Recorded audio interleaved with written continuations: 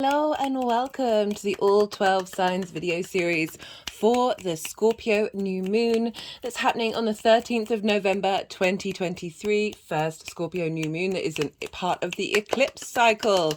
Right, I will be reading for Cancer and Gemini in this video. My name's Chloe, I work with card divination, astrology, and I channel energies through my body. As you can see, my hands are moving around right now. This is independent of my conscious thought, drawing in energies from different dimensions to help us heal, help us clear stuck energy, and open up portals to source to allow us to recalibrate to our soul's frequency. For those of you who know your time of birth, I really recommend checking out the sign that falls in the first house. This is your rising sign, where your ascendant is. All of the signs will, for each reading, it will be as if that sign is in the first house. So the astrology will link the strongest into that. But this doesn't invalidate you looking at any other part of your chart, perhaps your sun, your moon, your Mars, because this is a Scorpio transit. Which is traditionally ruled by Mars. Just look to where that sign falls in your natal chart. Look to the themes of the house that it's in and apply those themes along with the meanings of whatever planets or astrological points that you have there to the messages that come through. It's as if that sign has now moved to the first house with all of that meaning. Right, I'm going to leave it at that and keep it short and sweet and kick off with Cancer. Cancer rising, how you doing, Cancer? For those of you tapping into the Cancer energy and it doesn't fall in your first house, look to the house that it does fall in, look to the themes of that house and apply those themes to the messages that come through. It's as if that Cancer energy, with all the connotations of your natal chart, themes of the house, any planets you've got there, any astrological points, as if they've all now moved to the first house. Right, okay, so I am pulling cards for 3 piles. The first pile is for the energy leading up to this new moon. That can encompass both a sort of everything through the eclipse cycle that we've just been through with Scorpio and Taurus, as well as everything that you've been learning and the journey that you've been on since that full moon in Scorpio that was an eclipse in Taurus season. So the last 6 months and a culmination of the energy that's been going around for that and where you're at now.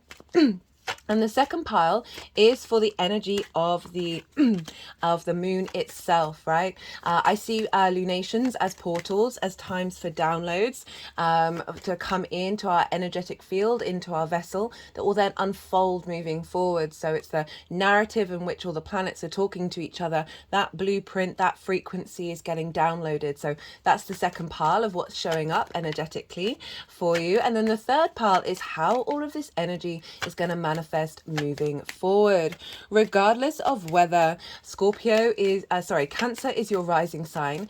Cancer and Scorpio, they're fellow water signs, so they make a trine aspect wherever that falls in your chart. A trine is an aspect of Jupiter, bringing about wisdom, cohesion, expansion, a sense of knowing. And with that knowing, with that deep inner confidence that comes about through wisdom, that's when we can get the opportunities and the abundance and the luck come through, and that sense of ease. It's a soft aspect, it's a free-flowing aspect ruled by a benefic, and the reason why it's sort of a softer aspect, it doesn't require too much hard work, is because you both have 2 things out of the 3 main things those signs can have in common. You're both yin, night in nature, that is the baseline energy. Then the element, you're both water, but you are different modalities. So Cancer, you are cardinal energy, like to instigate things. Scorpio is fixed energy. And so that's where the sort of the wisdom and the cohesion, that expansion of understanding comes in, because you've got 2 different modalities, different ways of doing things with the same baselines and the same elements. So it is a very supportive energy. So that's the trine that's affecting wherever Cancer falls in your natal chart. But for Cancer rising, where is this lunation happening? This is happening in your 5th house. This is the house of joy, right? This is the creation energy, right? Everything that I'm going to say stems from that creation energy. This is amusement, fun, games, your pleasure principle, which can link into short-term dating. This is also linked to children, both literal children, as well as your inner child and figurative children that you birth out in your creative pursuits. Creativity and creation energy isn't just linked into painting or music, it's linked into anything that you do that comes from your individuality, right? It's built on everything that you absorb from society, from inspiration, from others, and it's then your little twist on it. And that can be anything. That can be figuring out a problem, but it is definitely the house of joy. And so you have this new moon here, so it's a new beginning, right? It's a great time to set new intentions around those themes.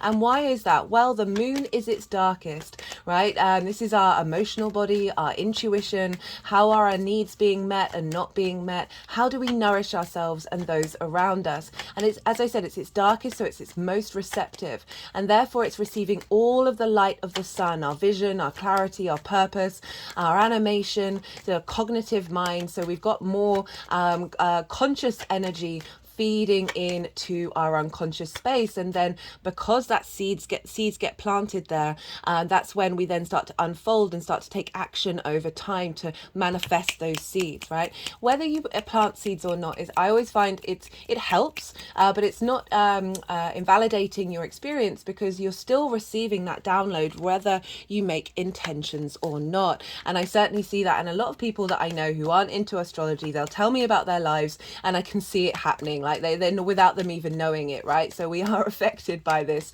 one way or another. So let's talk about this moon. Oh, well, first I'll mention how this moon is trining your first house, Cancer risings, and your first house is your embodiment of self, like through your actions and your deeds. This is the self, your character, your body, your vitality, and it's often how other people see you. It is the house of self. So this is you, and you've got this wonderful trining energy with this new moon of activating a new cycle of your creation energy, and that you are then finding the wisdom and understanding to embody as you move forwards. So as I said, incredibly supportive energy for you, Cancer. They just sort of put my hand around the stomach, so that's quite interesting, obviously, because Cancer does rule the stomach amongst the mammary glands. Let's talk about the astrology. So this is a really interesting moon. It feels like there's two energy strands coming through, and it was shown in, oh, that reminds me, it was shown in the collective reading, because we've got Mars and Venus being kind of like there's a lot of energy linking back to those two planets, and the Emperor and the Empress showed up in the collective reading. Speaking of the collective reading, if you do want a sort of more deep dive into the astrology, into the esoteric, I get more esoteric, I talk about the soul's journey, lots more channeled messages come through, and I also pulled some collective tarot and broke down the astrology, so you've got more of an understanding of the narrative. Go check that out. That's already up and running on the YouTube channel, so if that takes your interest, do have a look at that. But let's talk about this astrology. So Scorpio traditionally is ruled by Mars, and I follow that tradition, and Mars is in the sign of Scorpio. It has been for about a month now, and so we've had a very strong Mars. You know, when planets are in their own signs, they're not beholden by anybody else. They know their realm. They know the tools that they have. It's a very strong energy. It's a yin-night energy, and I find with Mars in Scorpio, it's very much, I'm feeling very protected at the moment, despite that there's been lots of difficulties going on. We've come out of eclipse season after all, and that was very discombobulating. Feel like we're sort of recalibrating now with this new moon. And so Mars is very independent. It represents our motivations, our drive, our ambition, our passions, our motivation to take action and embody in the world. And so Mars is conjunct this sun and moon. As I said, Mars is very independent. There's a very strong independent streak with this new moon, as well as what I'll talk about with Venus. And so Mars conjunct the sun and the moon is instilling this sense of motivation and drive in this fresh new beginning that you're having with your creation energy, this inspiration, this ability to take action, to tap into your creation energy, your joy, and clearing out a lot of karma around your inner child, and opening up a lot of space of just finding more, as I said, more drive around acting on this creation energy that will then ripple out into the rest of your chart. And so not only is Mars conjunct the Sun and the Moon, therefore making it a very energetic, very motivated, very independent new moon, it is also Uranus is over in Taurus, opposite this moon, opposite Mars, and Uranus and Mars. They're very, I find them to be very similar in nature. A lot of modern astrologers link Uranus into like the higher octane of Mercury. I see that as well, but I also see the higher octane of Mars, and so Uranus is the two most independent planets opposite one another, influencing this moon. Uranus is very innovative, very inventive. It's able to think outside of conformity, outside of social norms. And if you think about Scorpio is very good at being very real with reality, of like seeing through the smokes and mirrors, and being able to get to the depths of something. So we've got this incredibly independent energy. Uranus can come along and sort of liberate us. It can break our chains. It can clear the path of things that may have been obstructing us to be independent. Uranus is the oddball of the solar system. Its axis is different to all the other planets. All its moons are retrograde, and its north pole points towards the sun. Right? It really is comfortable and confident being its independent self. It's not really bothered about other people's opinions, and it just wants us to be free of that as well and be able to be our unique self in this 3D realm. So we've got this very liberating, motivated, driven energy feeding into this new moon. And not only that, we've got another aspect of independence, and that is Lilith. Oh, sorry, I need to rewind a bit and say where Taurus is in your chart. Taurus is in your 11th house. This is the house of good spirits. This is your hopes and your dreams, reaping the benefits from your 10th house, as well as friends, groups, and alliances. So if we think about this renewal of your creation energy, that's giving you the spark of joy to take action, that facilitates your radical new hopes and dreams, your ability to dream big as well. And this also can be like getting creative with your friends, groups, and alliances, and being able to bring in a very strong energy around who you are in those groups, as well as I just feel that there's a separation, like, so reaping the benefits from the 10th house of finding new and novel ways, of different ways, that is opening up different possibilities in terms of what benefits do you receive from your life purpose, from your career house. There's more in alignment with your creative energy and your sense of joy, right? So that's the 11th house, and again, that's making a positive aspect to your Cancer energy. So that's a sextile, which is an aspect of Venus, of bringing harmony,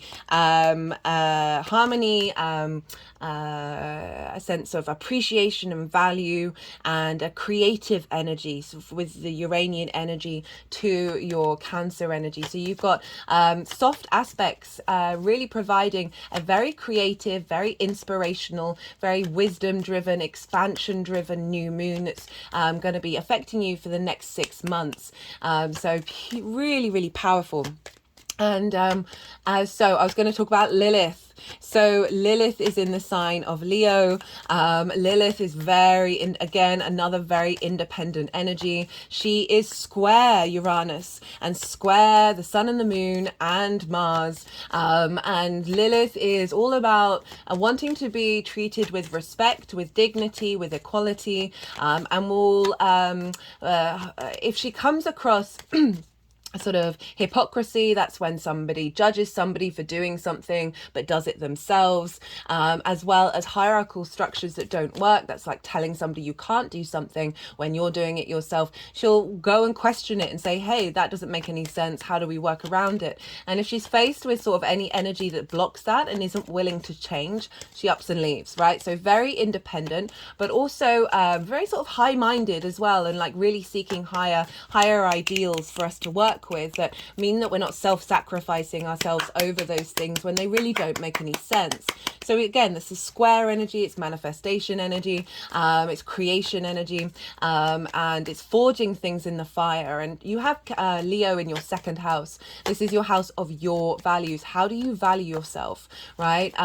It's the resources that you have. It is the It's the resources that you have in order to bring in a regular income. It's your skills, your tools, your manifestation energy. But most importantly, it's like, how do you value yourself? Lilith in your second house is really helping you get to the root of your value. And so this is feeding into your creation energy in a really beautiful way that's getting you in alignment with hopes and dreams that are based off of this this drive, this passion. So that's the really independent, very electric, very energized side of this moon. Now there's another side of it. So we also have the asteroid Ceres, conjunct Mars, conjunct the sun and the moon. And Ceres is the earth goddess energy. She represents the harvest, fertility. There's a deep sense of nourishment here. So if Ceres wasn't so close, I'd be kind of like, because, you know, Mars and Uranus can be very like full throttle. And it just feels with Ceres being there is making sure that whatever new change is coming through is deeply nourishing, is deeply connecting you to your own fertility and your own ability to create in the world. So that's one side of it. We also have another side. So actually, as you know, I mentioned about Mars and Venus. Well, Venus is in the sign of Libra. She's in her own sign, and she's governing the all the other planets that I'm going to talk about. Because she rules Taurus, and so she's actually governing Uranus. So she's bringing this sense of harmony, the sense of diplomacy, the sense of charm to this my toes are really wiggling quite loudly at that one, to this download, and you know, saying, hey, no, we do need to understand social dynamics in order to liberate ourselves, right? It's not just about yes, it's very individualistic, but it's doing so with the framework of not disrupting social dynamics that actually serve you. And so she's governing Uranus, she's governing Jupiter, and Jupiter rules Pisces and Sagittarius. Now this leads to the other aspects that I wanted to talk about. So not only do we have this lovely conjunction with Ceres of fertility and nourishment, but we have a beautiful trine with Neptune, and this is in the sign of Pisces, so again a fellow water sign. So you've got a lot of water energy showing up for you, Cancer, and this is in your 9th house of how do you think about yourself, how do you think about you in relation to the universe, you in relation to society, what are your perspectives, what are your morals, your ethics, your principles. And Neptune is very much the portal to source energy. It's all the frequencies, all the dimensions, all the possible realities, and it's very able to bring different realities into our own. And I really feel with this trine, again, that wisdom orientated expansion energy is feeding a new frequency, a new dimension from source, a new dimensional frequency of magic, of compassion, of openness, of this sort of ability to understand all the nuances, right? Pisces is sort of can appreciate the dark and the light and all the shades of grey in between, honoring the paths that we all walk. But there's this very I feel like there's a shift of you seeing the truth of who you are in this universe, right? In the 9th house, feeding wisdom into your creation energy new moon, right? So you're able to create from a truer version of your soul's frequency rather than being crossed over by limiting beliefs and trauma responses. So so that's a really soft, beautiful energy that's feeding into this moon. And again, as I said, that's being governed by Jupiter, who's being governed by Venus, and the energetic buck is stopping with Venus. And we also have a square between Mercury that's now in Sagittarius. So it's in your 6th house of work, health and routines. Mercury in Sagittarius for me is able to clearly have a sense of knowing at the end direction. Like Sagittarius has an end goal. It may take side quests to get there, but there's this element of the preacher, of the clarity, of the light, of knowing exactly where you're going to end, but you won't necessarily know the details. And so this is about work, health and routine, squaring Saturn, and this is the first square that we have with a personal planet. a first square with it have with the personal planet since Saturn's gone direct. Speaking of Saturn, I have done a Saturn direct transit series that's up on the channel if you want to go check that out. And so we've got Saturn again in Pisces. Who are you? Why are you? And Saturn's more long-term goals, right? Long-term commitment and legacy and integrity, and it's feeding this information into Mercury of like then being able to pick up the pieces, pick up the information, whether you're conscious of it or not, of your future, of the future plan, right? And that's all then feeding into Venus that's affecting this moon. So it's a really beautiful moon. We've got this combination of very, very independent energy, as well as a recalibration of this understanding of value of who you are, right? Libra for you, Cancer, is in your 4th house of your roots and your foundation. So Venus is helping bring a sense of ease and a sense of flow and a sense of love to your roots and your foundation. So we've got this duality of your foundational space coming into balance, as well as your creation energy being liberated. So such a moon. And because you're a Cancer, because all your Cancer energy, whether it's sun, moon or rising, but particularly rising, it's one of your rulers of your chart. You know, for sure, that you know, what the lunations tend to have a little bit more impact on you than other rising signs. So this is a pretty powerful moon, and it really feels like a rebirth. And I talk about that more in the collective reading because of some astrological aspects that all link together that create a cradle that we're being rebirthed out of. So it's quite a phenomenal moon. I really can't get my head around it. We also have another amazing aspect happening on the 18th of November that's very closely linked into this new moon, and this is when the Sun and Mars are conjunct to one another. This doesn't happen very often. This marks a beginning of a new cycle with Mars. The last one we had was in Libra in October 2021, so you might want to look back what you instigated there in your home life, your roots and your foundations, what you've been motivated to take action around. Now you may have felt that sort of winding down your sort of it's a culmination of everything that you've been working with, and now you're moving into a new cycle because we've got this conjunction that's in the sign of Scorpio, in Mars's sign, a very powerful Mars linked into your creation energy, and that is going to run until January 2026.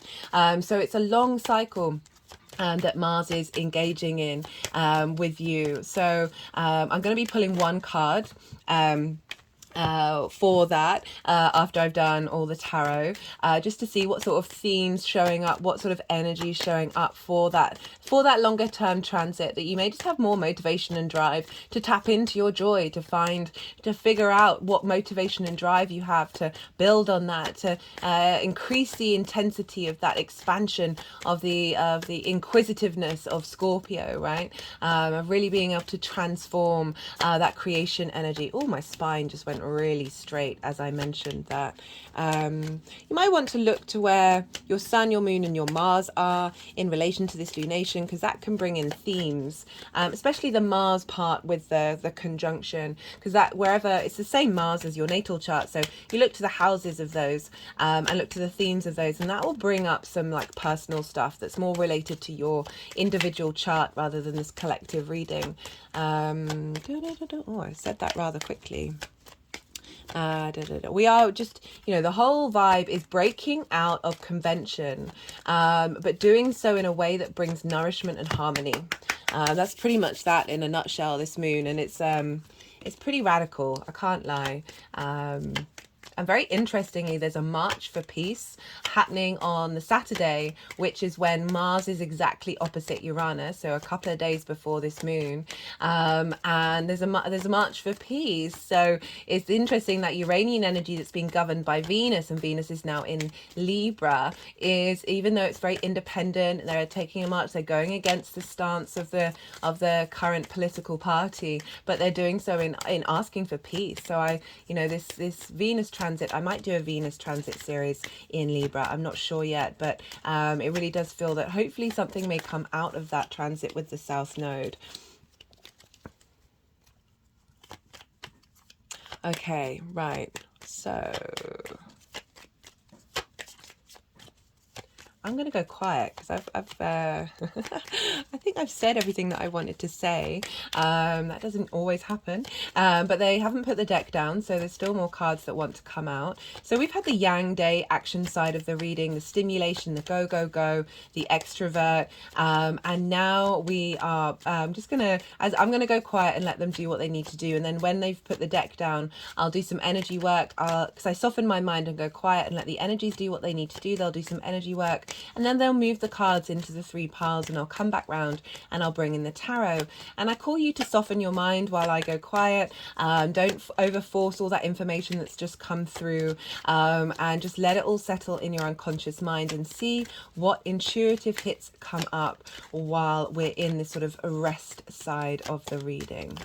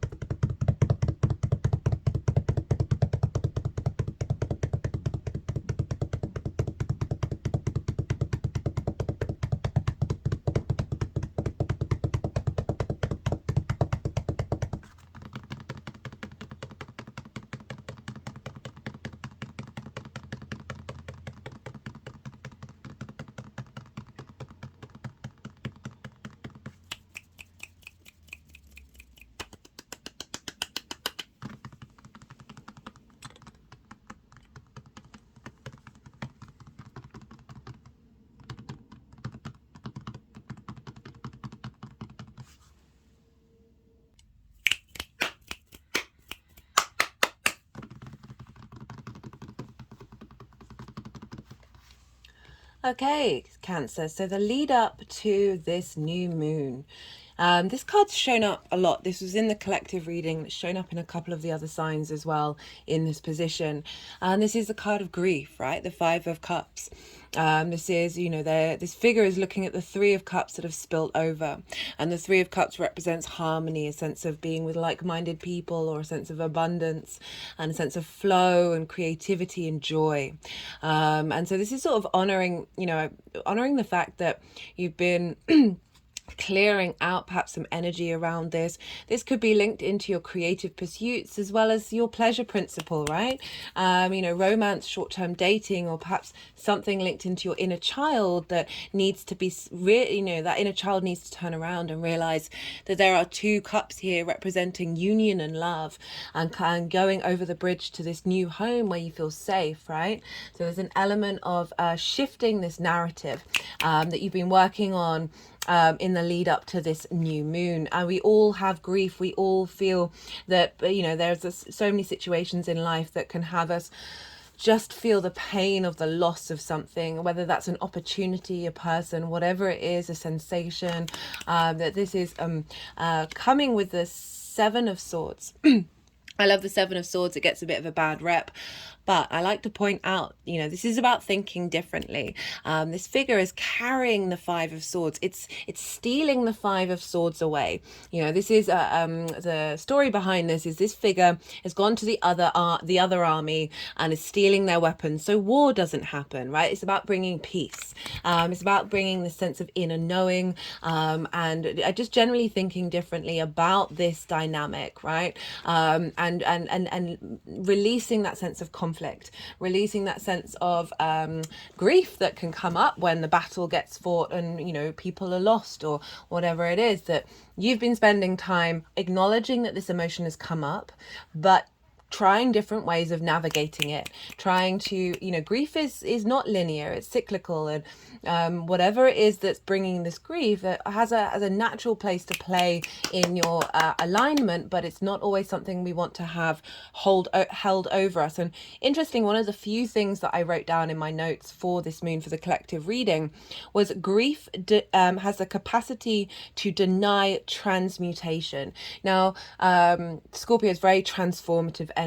It's that cycle of life, death, and rebirth. And grief can often hold us in one part of the cycle without creating that space for the new cycle to come in. Like, we traditionally, a lot in the Western world, we really struggle with death and coming to terms with it. I'm not saying that this is relevant in your reading, just that construct of something that is no more, right? And a loss over that which was, and we focus on that rather than what new thing is coming through. But the Seven of Swords is very much saying you've been engaging in that, you've been creating a new vibrational framework around how to tap into your creation energy in all those different forms that I listed at the beginning of the reading. And then for the energy of this moon itself, what's being downloaded for you, Cancer? Well, you've got the Queen of Cups, so you're kind of showing up here. We've got the Eight of Wands. This is alignment. This is having gone through a difficult phase, having figured out a different way of looking at things. This moon is supporting it and bringing in a sense of alignment. All these wands are all in the same direction. There's a sense of purpose, there's an inner knowing of where you're going, that the situations around you, the scenarios around you, are facilitating this new growth. There's a sense of it's fast moving. There's a sense of going with the flow and seeing what comes up. But just generally for me, this is the alignment card. This is actually Mercury in Sagittarius, and Mercury is currently in Sagittarius. So that showed up with the collective reading as well. So we've got this alignment with the Four of Pentacles. Again, this is another card that gets a bit of a bad rep. I really like this card. I feel like this is inner power, there's a sense of inner sovereignty that you then exhibit in the 3D world. So this figure has a crown. They have the pentacles, which represent the stages of Venus, actually, the 5 retrograde phases that she has in her cycle. And we have them underneath the feet chakras, over the heart chakra, and on the crown chakra, which is really saying for your creation energy that a new alignment is coming in, a new vibrational frequency for you to tap into your inner power, your inner creation energy. This is earth energy of bringing things into the world, and that you have there's a sense of protection. I always get with that Four of Pentacles. If we think about the card of grief, of going to this house and feeling safe and feeling protected, so there may be some vulnerability that is, you know, it's now the energy that's coming through is giving you that sense of protection. Mars in Scorpio for me is very much about protection as well. And we've got it with the Queen of Cups and the Ace of Swords. Queen of Cups is been calling, recently has been really calling to me, which has been the first time that's kind of really happened. I love the Queen of Cups. She is so serene. There's an element of through her foot is turning into the ocean. She is that at peace and at one in the moment with her emotions, with her intuition. If you think about sitting by the ocean, and there are no waves and there are no clouds in the sky, your eyes get really wide and the perspective just zooms so big. And she's tapping into her intuition. She's looking into this chalice, and essentially there's an element of prediction, right? There's an element of looking into the future when you see so far away, and she's at peace with whatever's coming her way. And so I really like this after the grief of just being comfortable and being in the present with this sense of knowing that the way things that are going to unfold are you're at peace with. I also very much get creative energy, intuition, very imaginative energy with the Queen of Cups, of cultivating your new creation energy, ability to tap into it, right? And it's a very nourishing energy to come through with that power and with that alignment. And we've got the Ace of Swords. So this, when I saw this, I was like, oh, hello, Uranus. So Uranus is very innovative, very inventive, outside of conventions. And the Ace of Swords is your own truth, your inner truth. My hand has just gone over my heart chakra, or both of them actually. Your inner truth is clarity. There's a real sense of renewal of how you look at your creation energy, how you look at all those other things, your pleasure principle, your inner child. There's a new sense of clarity that's coming from a higher perspective, right? Of being able to zoom out and zoom forward.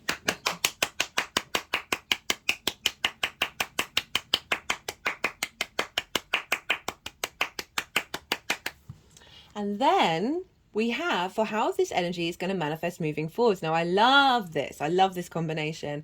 Got the Knight of Cups and the Ten of Pentacles. The Knight of Cups, knights embody what they represent, right? They take action. They're moving forward.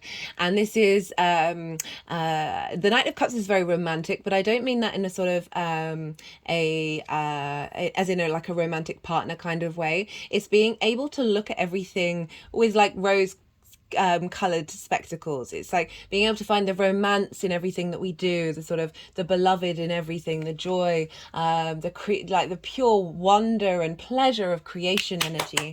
So we've got the Knight following this energy that's being done and saying you're going to be taking action, you're going to be embodying this new framework, you're going to be able to take steps towards creation, steps towards your pleasure principle, your dating, your whatever link it is that you have with children. And you know, the Knight of Cups is such a great night. I'd love to fully embody the Knight of Cups because there's just a smoothness to it. There's a flow to the Knight of Cups.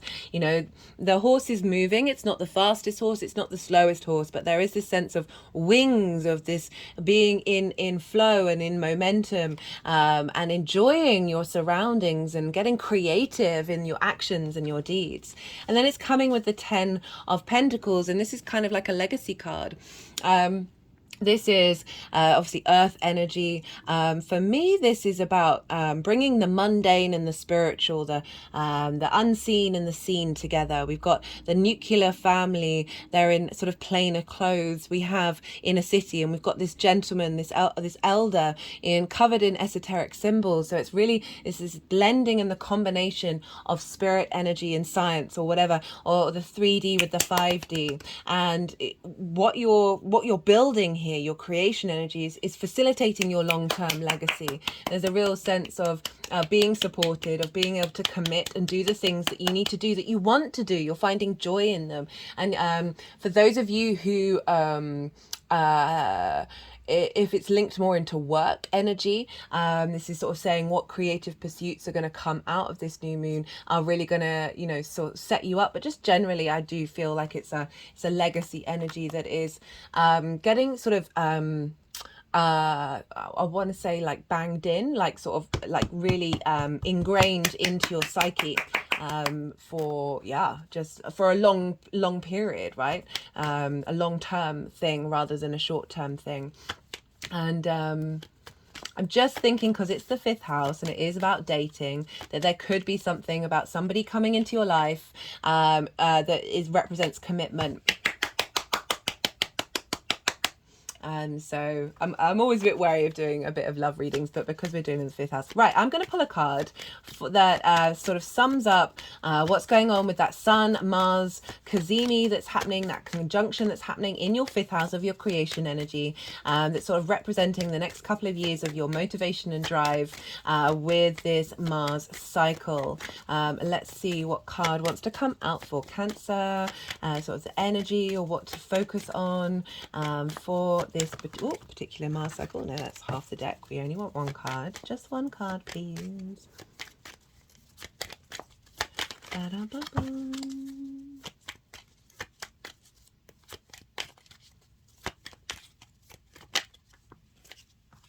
Oh, 2.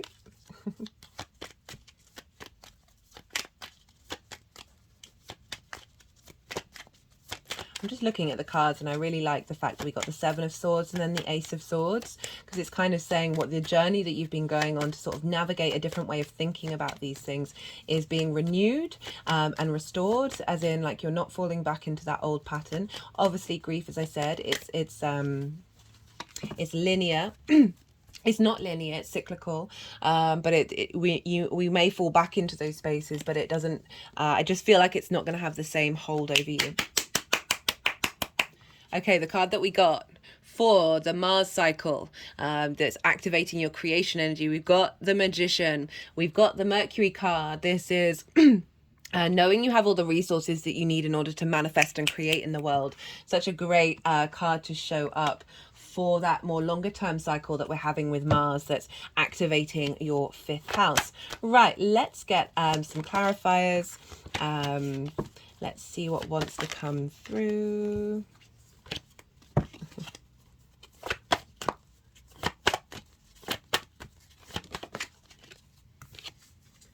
We've got the Star card, potential, success, happy endings, promising beginnings. This is also about deep healing. And so I feel like that's coming through to facilitate that. But then the main focus of this is the sort of the new beginnings, the promising new beginnings that's activating your star potential, right? Your creation energy that you have within you that comes from source and being able to be your unique self in the way that you create. So that's a really beautiful card to show up for this transit. We've got perseverance, so it's wanting to go with that 5 of Cups, of you've had to go through something, and you kept going even though that I feel that emotion was quite heavy, and it's let's do another one. So that's just a confirmation of the fact that you've been through a bit of a struggle, and I just feel like it's the universe going, hey, look, we see what's going on, and we're here and we support you, and that is, you know, it's a passing energy that is getting activated, is being released in order for new pathways to come in and new activations to come in. Right, let's get one more card for Cancer.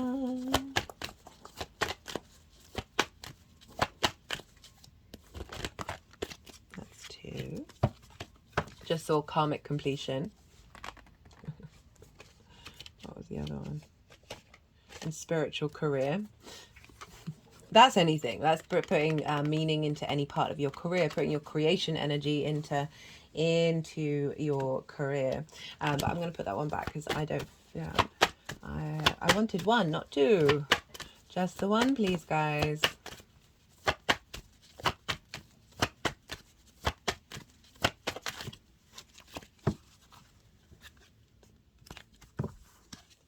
Okay, we've got change. So again, really highlighting the shift of energy that's happening. Right, Cancer, I'm going to leave it at that. I'm going to leave it at that, and I hope you enjoyed this reading. And if you did, don't forget to hit that like button, feed the algorithm. Be good to yourselves, Cancer, be good to those around you, and most importantly, be well until we meet again. Gemini rising. How you doing, Gemini? For those of you tapping into the Gemini energy and it doesn't fall in your first house, look to the house that it does fall in your natal chart. Look to the themes of that house and apply those themes along with any meanings of any planets you've got there, astrological points to the messages that come through. Take what resonates, leave what doesn't. It's as if that Gemini energy with all the connotations of your natal chart have now moved to the first house. Now, regardless of whether Gemini is your rising sign or not, Gemini and Scorpio are what's called in conjunct one another. So Gemini, you are air, you are mutable, you are yang, day in nature. Scorpio is water, it's fixed, and yin, night in nature. So that's 6 different energies trying to work together. So, it doesn't have a traditional aspect with the in conjunct. So it doesn't have the same clarity as, say, a conjunction, sextile, square, trine, and opposition. Because we've got all these 6 different energies, and it can be a bit discombobulating. It can be a bit sort of hard work. You've got to put a bit more effort in to get all these 6 energies to sort of work together. It can be crossed wires, can be some frustration, but it's a really magical aspect. I love the in conjunct, and it does make me laugh when I feel it come up in my life and I can see the sort of crossed wires and I can see the frustration, but then there's always magic that comes out of it, because once you sort of get those six energies to work together, you're creating from a vast space, right? You're able to break out of traditions like familiarities of element or modality. You're breaking out of traditions, and it's very innovative and very inventive. So that's the sort of energy that's showing up for the Gemini Scorpio axis, regardless of where it falls in your chart. I am pulling cards for 3 different piles. The first pile is the lead up to this new moon. And so this can kind of represent sort of a closing out of the Scorpio side of the eclipse cycle, as well as everything that you've been working on since the full moon in Scorpio, which was the last eclipse in Scorpio in Taurus season. So the last 6 months, what have you been working through? What's your energy? And where are you at now? And then the second pile is the energy of the moon itself. I see lunations as portals of downloads of information, right? And so it's all about the tapestry of how the planets are working together, and what energetic download is happening for you, Gemini. So, and then that will unfold as we move forwards. The third pile is the energy of how all of this is going to manifest in moving forward. So those are the 3 piles. I've done a collective reading, so if you want more detail about the astrology, I get more esoteric in the collective readings. I talk a lot more about the soul's journey, and a lot more channeled messages come through, as well as doing a collective tarot reading. So if you want to go check that out, that's already up. If you want a more in-depth understanding of what sort of download is happening for you, do go watch that. Right, so Gemini rising, what's going on with you, Gemini? Okay, this is happening in your 6th house, your house of work, health, and routines. This is the adult in the room of the chart, and it's why it's in conjunct, because we don't necessarily, us humans find it a little bit difficult to do the work, health, and routines thing, right? It's a little bit grinding your gears. It's a bit, you got to put in the effort. It can feel quite conflicting with what your natural desire to do is your first house, your embodiment of self. But there's such magic here. There's such. I really love the 6th house. It's how you work. It's the lens in which you work through, right? The 2nd house are the skills and tools that you have, and the 6th house is the lens in which they operate. And then the 10th house that's the career house of whereabouts does that show up? Like, what does that look like? So you've got a new moon in your 6th house, and new moons are new beginnings. This is a great time to plant seeds of intention, and why is that? So the moon is at its darkest. And this is when the moon is most receptive. This is our emotional body, our intuition. How do we nourish ourselves and others? Where are our needs being met or not being met? It's our unconscious space. And it's darkest, so it's the most receptive. It's receiving energy rather than putting it out. And the sun is obviously right on top of the moon. And this is our vitality, our vision, our purpose, our animation, our cognitive mind. So we've got a lot of clarity feeding into our unconscious mind, which will then unfold over the cycle to the full moon in Scorpio next year, right? And then we plant the seeds, and then we slowly find inspiration and motivation to take action on them, and then they come to fruition at the full moon. So, well, you know, regardless of whether you set intentions or not, if you're watching this after the event, you're still getting that energetic download. And it's still, I talk to a lot of people who aren't into astrology, and they tell me about their lives.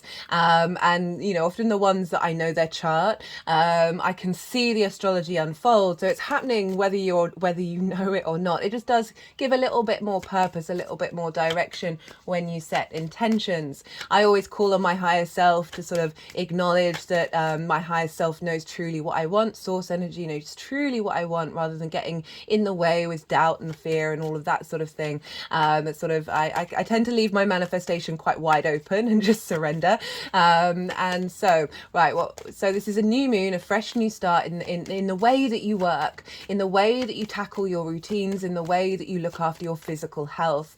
And so this is quite a powerful moon. I've really enjoyed doing the readings. I've really enjoyed talking about it every time.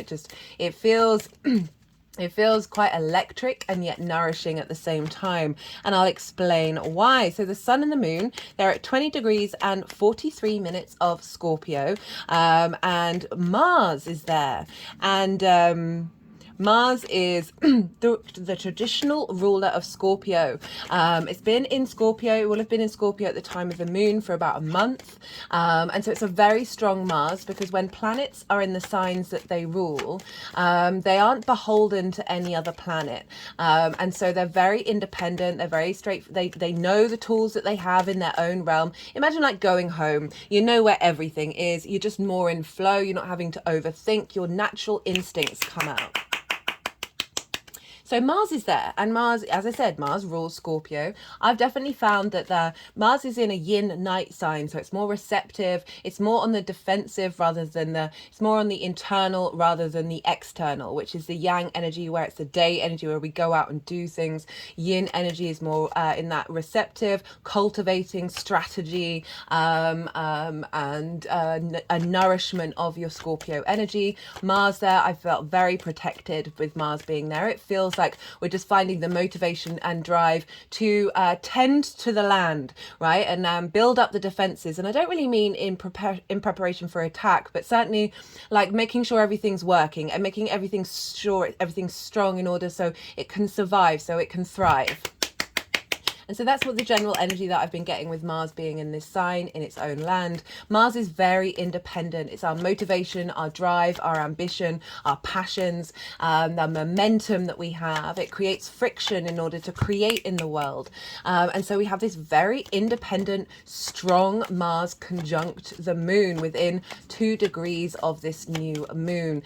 So it's a very powerful, very energizing, motivated, driven new moon. It's very, very independent. There are 2 other things that are going on that make this even more independent, right? So this is this well, that's been showing up a lot.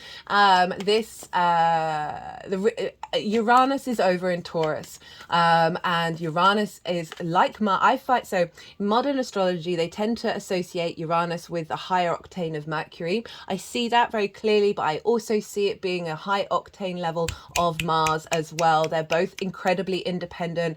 They both want to liberate and be free in order to take action.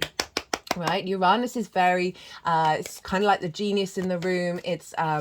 it's the oddball of the universe, not the universe. It's the oddball of the solar system. Its axis is different to that of other planets. Its moons are all retrograde, and its north pole points towards the sun.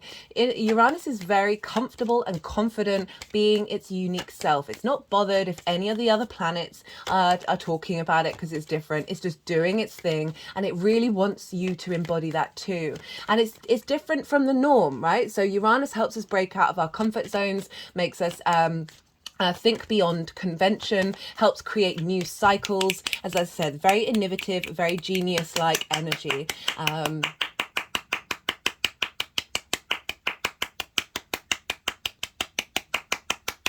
Sorry, I'm just going quiet while the energies want to do some energy work, especially when they're clapping, because I want you to be able to obviously hear me over this. They're all sort of just tapping around the heart chakra in like so the heart chakra's there, they're doing circles around it, like 2 circles in union with one another. Right, so very independent energy, Uranus, with Mars opposite. It's at 21 degrees of Taurus, so it's in between the sun and it's in between the moon and Mars, and it's really, I just feel like there's a liberation, there's a rebirth happening, and Uranus is over in Taurus, which for you is in your 12th house, your hidden house, your house of mysteries, right? This is often quite a difficult house to work with because it's hidden from us. It can be linked into our unconscious minds, the constructs of who we are. And this is often, trauma responses and limiting beliefs, which is not uncommon in this human experience. And they usually stem from things that have happened to us at a very young age that are mimicking past life energy as well as our birth chart in order to create patterns for us to heal from, and even if they're difficult.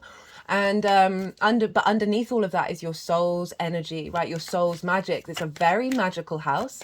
It's the unseen, the occult, right? And so once we sort of, I always say with people, really try and look to integrate your 12th house, because the more that you do that, the more you bring more integration into the rest of the chart.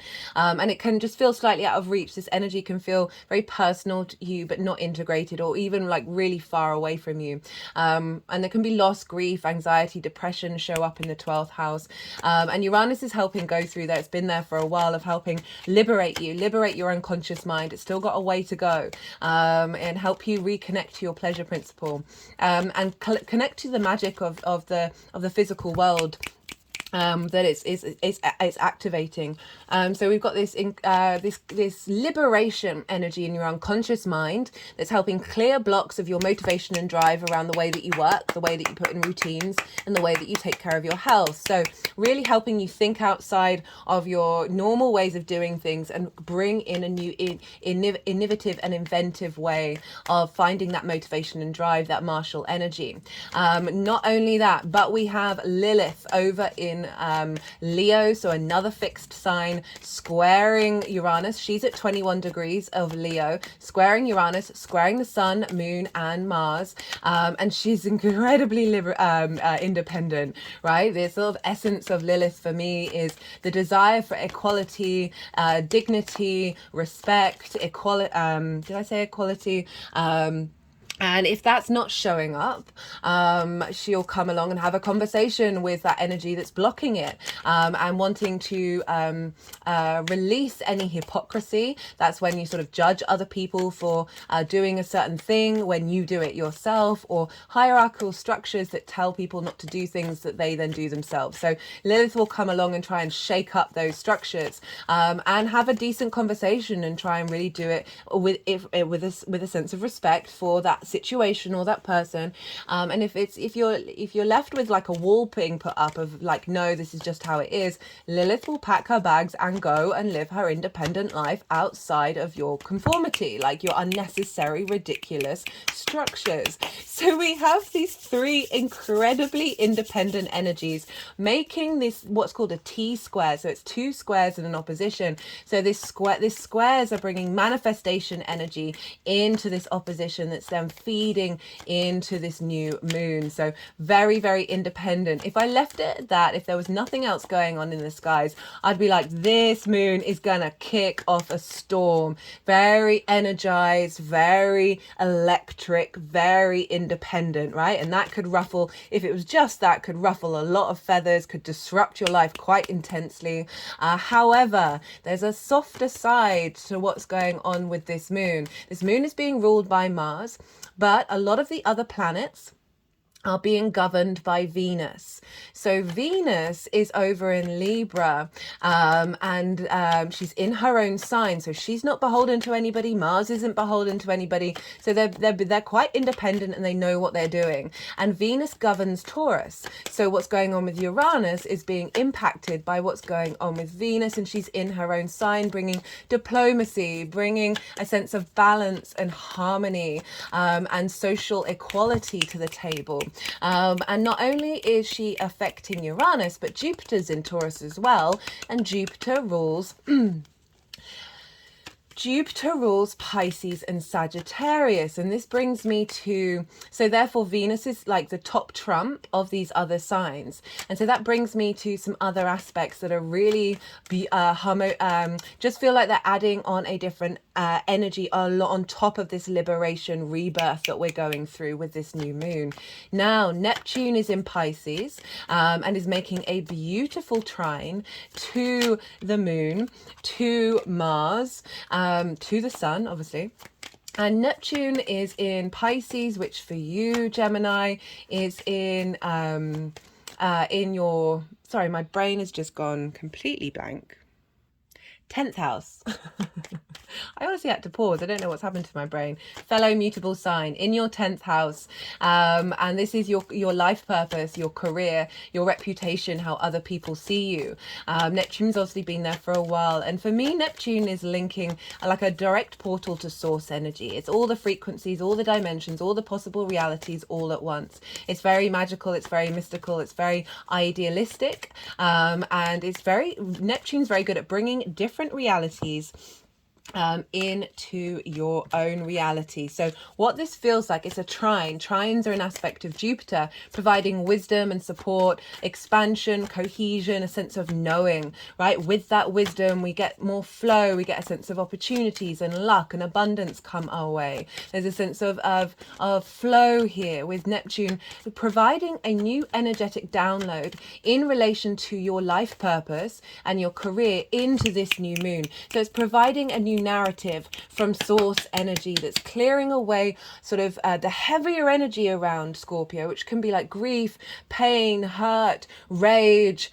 paranoia, obsession, possession. All of these things can show up quite loudly in Scorpio. It's what I love about Scorpio. I love the intensity of it. I love the realness of it. So blunt.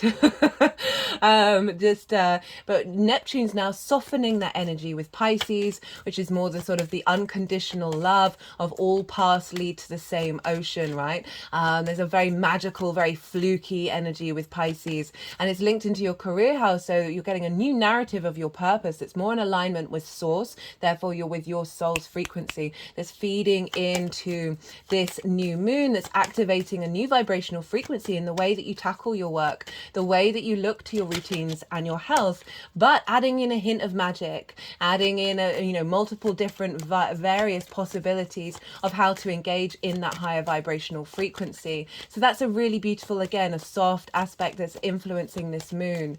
Not only that, but Ceres, the asteroid, which is the earth mother, the earth goddess, linked into the harvest and nourishment, she's conjunct Mars and the sun and the moon. And so she's saying whatever radical independence, whatever liberation energy that is quite out of the box, that might feel quite disruptive, could bring a bit of conflict involved because we are dealing with Mars, is conjunct Ceres. So she's saying, hey, don't worry, all of this is what's happening is bringing deep nourishment and bounty into the way that this is going to the way that this is going to unfold, right? So rather than just being very sort of go, we've got Ceres saying, hey, I'm making sure that there is this nurturing aspect that is feeding this new moon.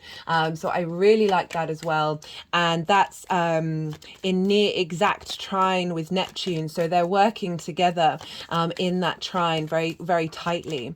What else is going on? Well, we have Saturn has gone direct. If you want to check out the Saturn direct series, that's got its own playlist. It was the last series before this one, so it's really easy to find if you want to go check out what that means for you, sort of a longer term cycle of Saturn going direct. And Saturn is squaring Mercury, that's now moved into Sagittarius, which is in your 7th house of intimate partners. It's the other, the house of the other. This can be business partners, one-to-one clients, romantic relationships that are more committed, as well as friends. And so Mercury's there in the sign of Jupiter, so therefore being affected by Jupiter, so therefore being affected by Venus. And it's making this square with Saturn in your career house. And I feel like Mercury in Sagittarius, traditionally not its favorite place to be, because it's ruled by Jupiter, which it's usually in opposition to. Jupiter's more about knowing, Mercury's about the small details. But one of the words that I love for Mercury, that's sort of my go-to word, is flow. Right, Mercury wants flow, so Sagittarius is about the adventure, is about the where are we headed. It's about the side quests in between, but it's the archer, that arrow's landing somewhere. Often being because it's Jupiter, it's more sort of the preacher energy of coming out from the darkness of Scorpio. That Scorpio's discovered the light, and then Sagittarius brings that out into the open. It's more action orientated, of sharing that information. So Mercury in the sign of Sagittarius in your 7th house squares Saturn in your 10th feels like it's you seeing, you finding, there's a sense of knowing of the longer term plans that Saturn has in terms of your life purpose. That is being, you're collecting that information on those intimate relationships. So as I said, business partners, one-to-one clients, as well as perhaps friends or romantic partners who are helping facilitate your life purpose. Right, so you're manifesting with your understanding, perhaps understanding how the other works and how you can bring that into your career, right, and into your life purpose. And so that's again all feeding into your house of work, right? How do you then embody this information, this more long-term cycle of Saturn, integrity and legacy, for being activated by this square of manifesting into the world, Mercury's ability to see the truth of things and be able to bring that into your this new moon of this revamp, this new beginning after everything that you've built on. I say new beginning, it's never like a new beginning, because we've always had what's come before, right? But an elevation on the journey that you've already been on. Feeding into that. And then Venus, right? Venus is governing a lot of these other planets. So she's in the sign of Libra, which is a fellow air sign for you. This is your 5th house. She's in her favorite house right now. She loves being in the 5th house, the house of joy. This is your creation energy, your pleasure principle. She's quite far away from the South Node, but she is in the same land as the South Node. So this is a refinement of your creation energy, feeding into the influence of these other planets that's then affecting this new moon in how you work. So it's really bringing that creative energy into the way that you work, into this new framework that is breaking out of conventions of perhaps the old ways that people have done things, or the old ways that you've done things, and adding on this new flair, this new sense of flow and ease, with Venus being in Libra, of finding a sense of peace, a sense of balance in your creative energy, this motivation to bring a sense of balance within yourself. As I said, any distortions around that creation energy are being liberated by Venus moving through there and refined by the South Node, that is having an impact on how do you work, right? So super powerful, very powerful transit. Is, I mean, as I said, I've really enjoyed talking about all of it with everybody. And yeah, like, I feel like this new moon is clearing out, as I said, some old, especially shame as well. Lots of heavier emotional fixed energy that we may hold within us. That's part of social dynamics, right? We wouldn't necessarily feel these if we lived by ourselves on an island. If you think about it, Scorpio is the social water sign, so it is bringing in those social responses that we have to the outside world, and then Uranus and Mars and Lilith are liberating us from those. in a very healthy, high vibrational way. You know, not so, I mean, it might be that we see it on a collective level that might get a bit rowdy. But yeah, let's just I'm thinking about how, so Mars is going to make the exact opposition to Uranus on Saturday, which is tomorrow. And here in the UK, the government have let the go ahead of a march to happen. And it's actually for peace, right? I mean, you go look into it. I'm wary of saying certain words. It's actually for peace. And if you think about it, Uranus is being governed by Venus. And she's in the sign of Libra, which is diplomacy and peace. Let's find some harmony here. So I just thought that was really interesting that that's showing up.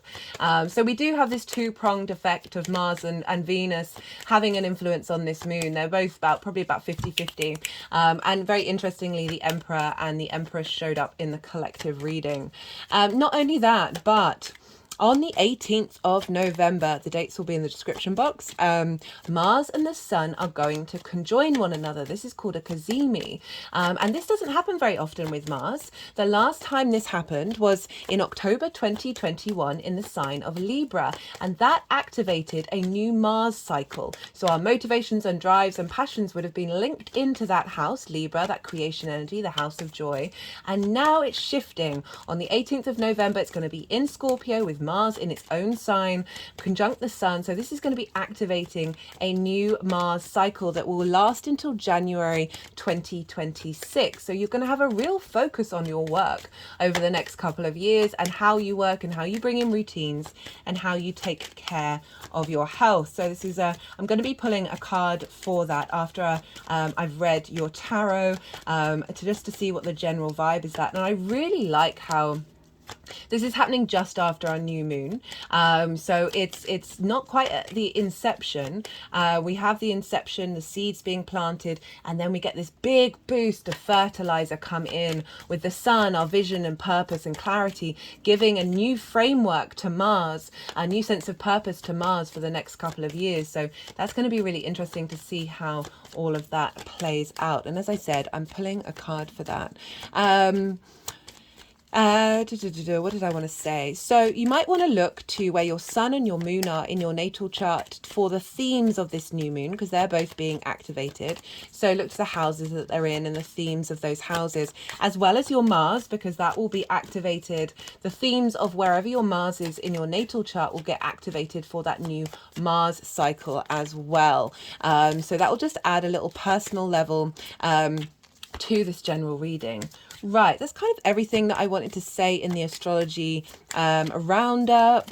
And so I'm going to go quiet. We've just had the yang, but they're still shuffling. So I'm going to go quiet for a little bit. We've just had the yang day action side of the reading, the extrovert, the go, go, go, the stimulation, all the information, all the action. And now we're going to have a little bit of yin night rest because we need our rest. I'm going to go quiet. I'm going to soften my mind and allow the energies. They're going to keep shuffling until all the cards come out, and then they'll do some energy work and they'll move the cards into the 3 piles, and then I'll come back round and talk about the tarot. And I call you to do the same. I call you to soften your mind and see what intuitive hits come up. You've just had so much information. Don't try and overthink it now. It's not about the action time. This is the rest, remember?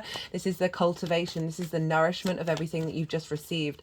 And then just let it all settle, and then, as I said, see what intuitive hits come up for you on a personal level in relation to this new moon.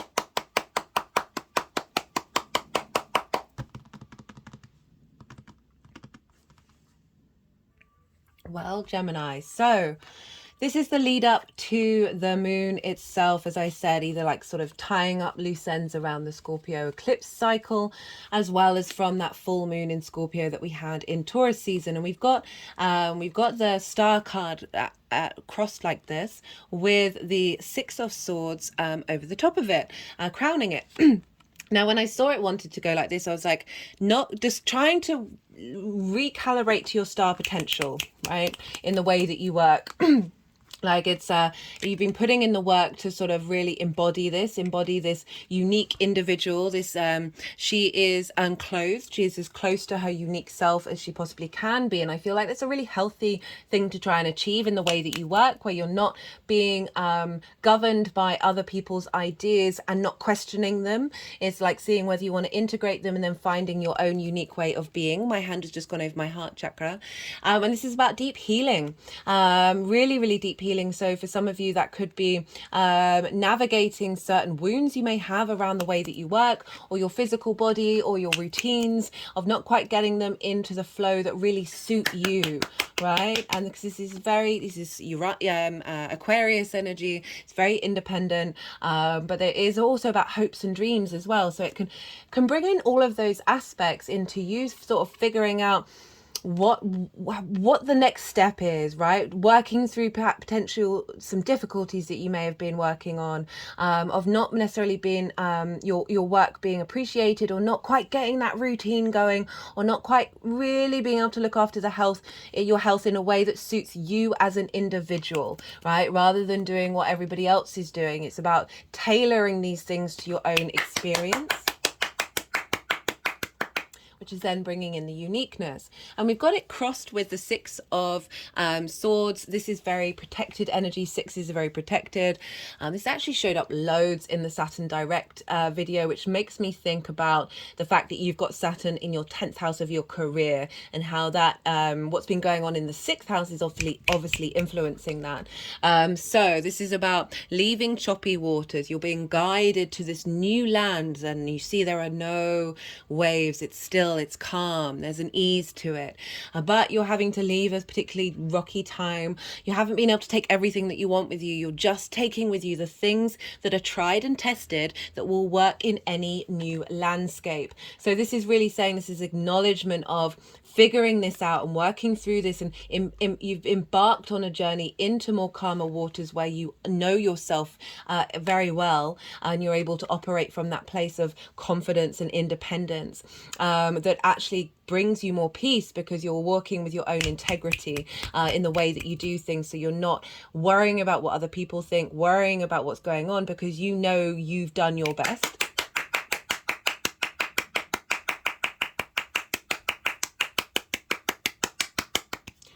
Right, the energy of the moon itself. Well, you got two aces, Gemini, right? So really saying that there's something fresh coming in, there's something new and invigorating with the Queen of Wands. We've got the Ace of Wands, we've got the Ace of Pentacles. So this is a renewal of passion. These are offerings from the universe that are saying you've got a fresh new start. There's new energy coming in. There's a new vibrational frequency that you're going to be working with that's being sent from the universe, right? Got the Ace of Wands, our passions, our drives, our very independent energy, very sort of like the entrepreneur of doing things your own way. There's a sense of vitality and life coming. Let's see the leaves coming out of the ace. And then we've got the Ace of Pentacles. This also showed up in every single reading in the Saturn Direct series. Every sign got the Ace of Pentacles. So again, these two cards were the sort of the main repeat cards in that series. So it's really interesting that that's shown up in your career house and your work house.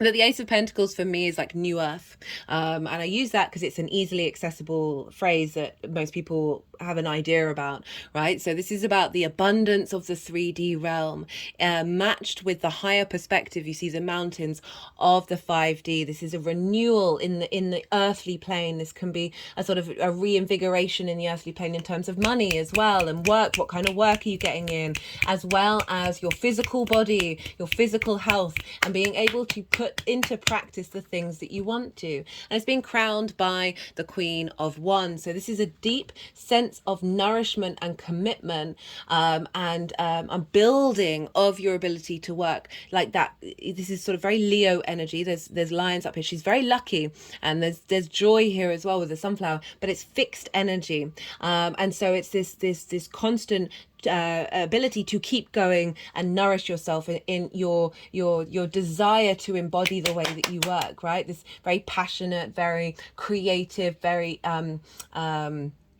independent fire energy that is, you're like, it's like that flame within you is being cultivated, and like that's not going to burn out. You've got a lot, because it's a queen, so it's queens sort of nourish, they strategize, they bring depth to things, they really cultivate the element. For the king energy, it's not masculine or feminine, it's all fluid. The king energy to then take action based on the wisdom that the queen has brought. Right, so you're bringing wisdom to your work, to the way that you look after things. Oh, they like that one. They like the wisdom, Gemini. Right, how is this manifesting moving forward? We have the Eight of Wands and the Three of Pentacles. Love this. This for me is the card of alignment, right? You see all the wands are all in unison with one another. It's a very fast moving card, but I've just been getting the word alignment. That's the one thing that I really want to talk about in terms of this card. Of this new moon is aligning you to this fresh vibrational frequency that's coming in, that's really bringing in a sense of wisdom and nurturing, that is bringing you into an alignment where you're able to nurture yourself, you're able to nurture your routines, your health, and the way that you work. Because you're more in alignment, there's clearing out of a lot of old clutter energetically. There's just giving you the ability to know what you need to do, to take the steps that you need to do without necessarily second guessing yourself. Because when we're in alignment, we're not, the little voice in our head may still be there, but we're not necessarily paying attention to it. They're just sort of clicking around my head right now. Maybe they're helping clear some of the energy of the little voices. We all know those little voices. I mean, some of us see pictures. I don't. At the moment, it's just a stream of consciousness for me, never ending. And then we've got the Three of Pentacles. So this I love for the sixth house. I mean, I love this card. It's one of my favorite cards. This is about mastery. This is about really getting to know what you're capable of and being very confident in it. And it's with so when we're in this state of mastery, our vibrational frequency shifts, and then we draw towards us other energies that are in alignment with that mastery energy, and they often have other skills and gifts and then you collaborate. This is about mastery and collaboration. So it could be your work, health and routines are all in collaboration with one another in order to build something beautiful but long lasting. Or it can be co-workers or people that you meet in your working environment that are facilitating, like maybe creating a little side hustle, or making or facilitating each other's work and helping each other up. That can certainly be something that shows up, but I am liking this just general alignment that's letting you know that you have the resources that you need in order to do the things that you need to do, in order to put in the hard work and effort. But it's a good hard work, it's a good effort that's actually going to create something that's going to hold you and give you some stability moving forward.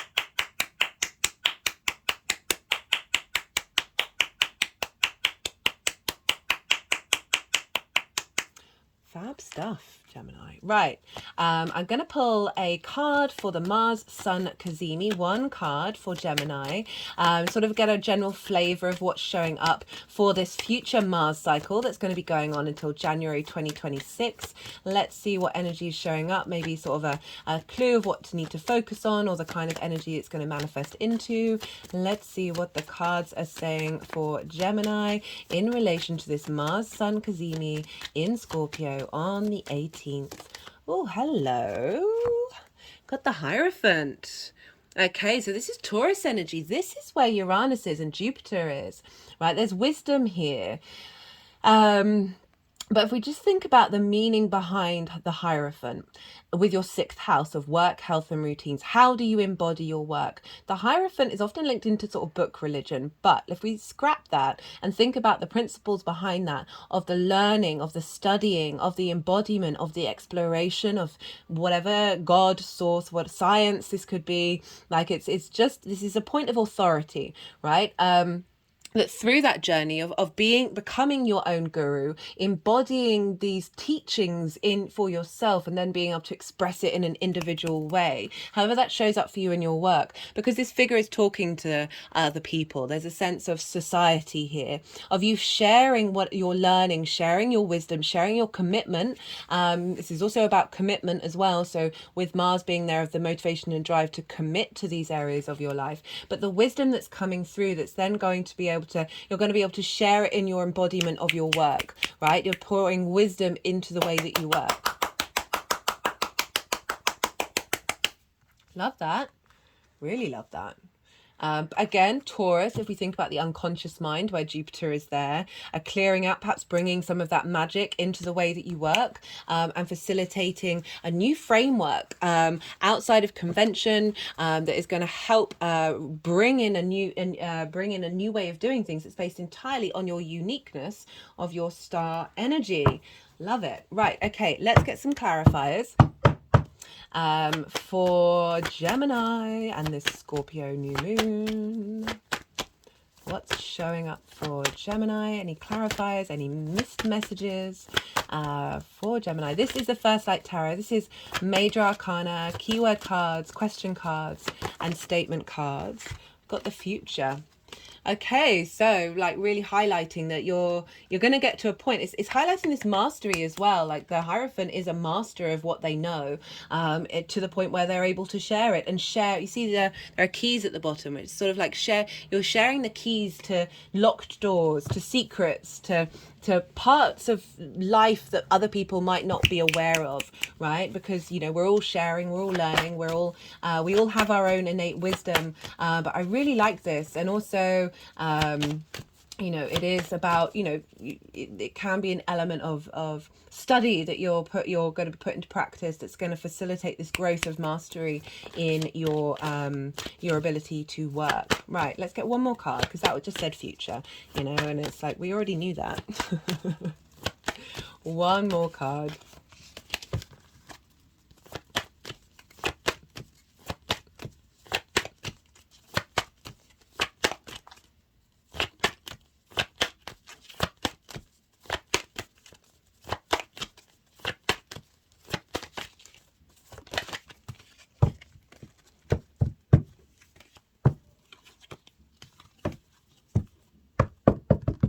Yeah, the decks have been playing up a fair amount with this series.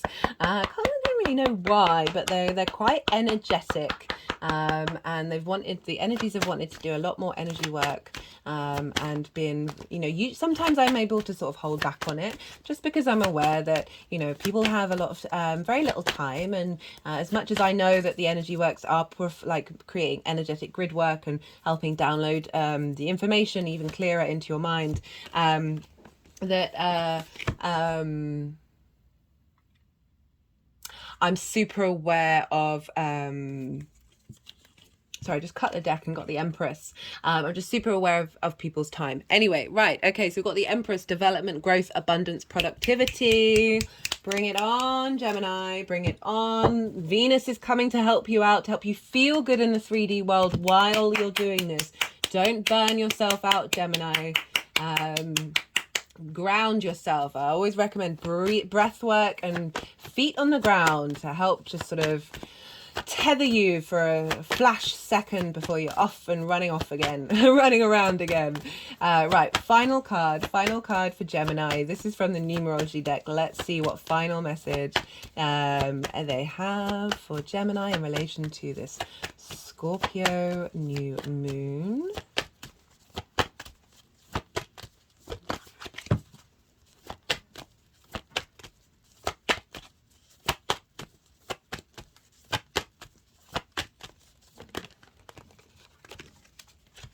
Nope, they didn't want that one. That was financial discipline, but they put that one back.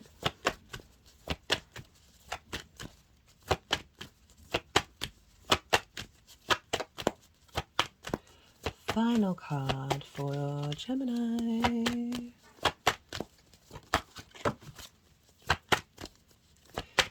Now, for a lot of the other readings, the Five of Cups has shown up, which is grief. And it didn't show up for you, but I still want to sort of mention this one phrase that I wrote down. I wrote very little down for this collective reading. And it was something that I was musing on that came into my head, and it's grief denies transmutation, right? Grief has the capacity to deny transmutation. And so often we can get stuck in heavy emotions that aren't allowing that cycle of life, death and rebirth that Scorpio very much represents to fully flourish, right? We can be stuck on that which has been lost or that which we never had, rather than being present in the moment for that transformation of any possibility. And I just wanted to bring it up just in case it's relevant for some of you. Just felt called to do so, that there may be something that's been going on that it's just been okay, we've got synchronicities. So this is, again, that 8 of Wands. I very much feels like the synchronicities, because when we're in alignment, that's when the synchronicities start getting wild.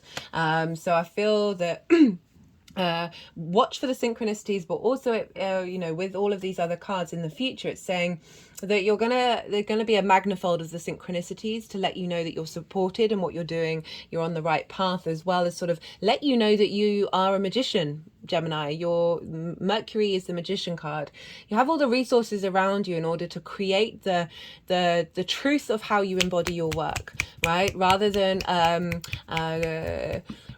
rebelling against other people's ideas for the sake of it, or sticking to everyone else's ideas and not questioning it. It's finding that happy medium between taking things and questioning them, and then allowing what works to stay and what doesn't to not, right? It's finding that happy medium. And when we get in that flow of the give and the receive of everything, that's when synchronicities are going to start getting quite loud. Okay, Gemini, I'm going to leave it at that. I hope you enjoyed this reading. If you did, don't forget to hit the like button. It's an honor and a privilege to read for you, as always. Gemini, be good to yourself, be good to those around you, and most importantly, be well until we meet again.